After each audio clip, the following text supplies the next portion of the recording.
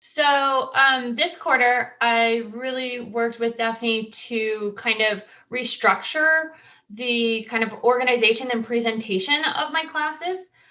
So I'm teaching an upper division with 400 students on databases. So this course actually, though, students can take anywhere from their sophomore year all the way to the senior year. So we have quite a variety of levels for the students. So my focus was really trying to make sure that everything was kind of clear to the students in terms of the organization. My classes tend to be very organized, but students still seem to be lost trying to find the information.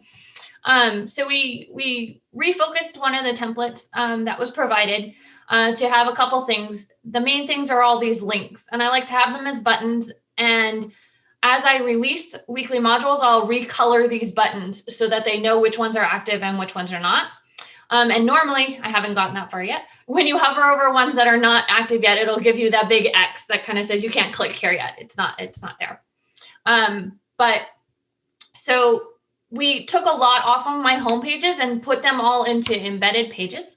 And so the key right now is the start. And so we reorganized. I used to have 1 million links in each one of those modules, one for every assignment and one for every little thing that they did. And so now we're trying to embed those inside the overview. So I haven't recorded any of my videos, but I'm going to do a welcome video, just a hello, this is me kind of thing. And then I also provide the students on that very first day of class a live lecture. So this is a chance for them to see me live, talk to me, get to know me, ask any questions that they want. So that all information is here. After that, I wanted to make sure that students kind of understand how my courses are organized. And so this course is going to be organized in 3 main concepts. The first is the learn concept, then the practice, and then the do. And so each one of the modules will have this page kind of with each of the items that they're going to do in each of those categories. So I want them to start out watching the lecture videos that I provide. Here, I'm just giving them an overview of what they'll look like, and then tell them the book chapters that they should be reading. Then for practice, they have 2 activities. And so here's all the information about those 2 activities and when they're due. And then at the end, now we're going to kind of apply all of the things that you learned in practice and do an actual homework assignment associated with it. So each module will have these 3 components. And you'll see I put lots of bullets here, kind of capturing this is dropped, this is graded this way. I've learned over the last couple of quarters that you have to put the information like 16 different places, because even if it's on the syllabus, even if it's on the quiz, even if you remind them, the students will still ask you, is this dropped or whatever. So I'm just putting it in as many places as I can to make sure that the information is available to students and is clear. I'm dealing with that this morning. The students were asking in my other class this morning, can I drop this? Again, and we're in week 10, right? So the rest of this module, which is where I put kind of a lot of time because I want students to be very clear about what the expectations are. I also have this next step is showing them the schedule. So for every one of my courses, I maintain a visual course schedule for the students. Everything is color coded and it shows them week by week what is the expectation. Why these are not showing up quite right, I'm not sure, but the idea is there. So every shaded box is something that is a deadline or due, and they're color coded. Each of the weeks kind of labeling the modules and when they're released. And so it's kind of just a visual representation for the students to know what's going to happen and when. And I almost never change any of this. And so this is just kind of telling them what the colors mean and how to read this.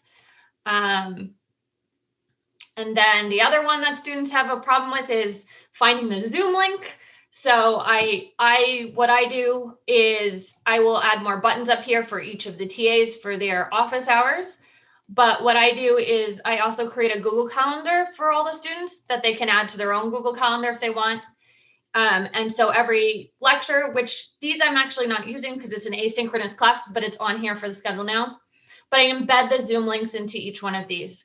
And so that students when they want to join or see what office hours are currently being offered today, they can come here and then just directly click on the item and the link to get into the Zoom. So all of these will be TA Zooms. We'll have office hours spread out throughout the rest of the week. And then these will probably disappear because I'm not doing live lectures. Everything's delivered through videos. But this is, again, another way that I try to encourage the students to stay organized, to keep on top of all their information, and provide them with a visual, because you know how much they try to limit their reading.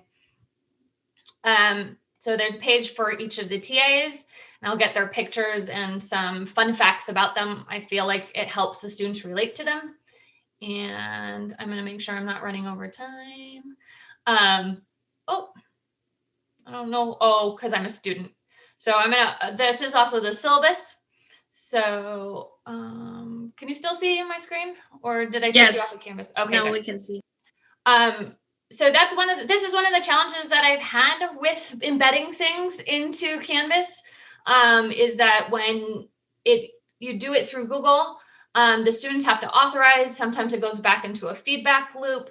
So a lot of times I like to add an additional link just to the file directly, so that the students can have direct access if that doesn't load for some reason. I know we talked about simplifying our syllabuses in DLA, but I really found that I convey, what do I want to say, professionalism through my syllabus, and kind of like a viewpoint of a good document, good structured document for the students.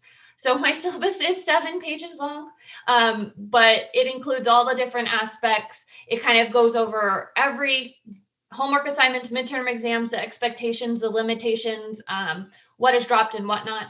The new thing that I have been doing lately is providing pie charts for my grading scheme, so it is a little bit more visual. In my remote courses, I've been doing 2 grading schemes, one with and one without the final. So I make the final exams optional, and I'll calculate the grade both ways. And so the highest of that percentage will be the one taken. So if the students felt like they struggled throughout the quarter on their other testing instruments, they have an opportunity to make up for that by taking the final. And it's a no harm final. So if they didn't do well, it's okay. You had what you had before. If you do better, great, it will boost your grade. So that's one of the things that I've done there. Anyways, so these are the rest of my resources. And then each one of those modules are going to be kind of reflected in exactly this way, with an overview and then links to all of the activities or parts that the student should complete.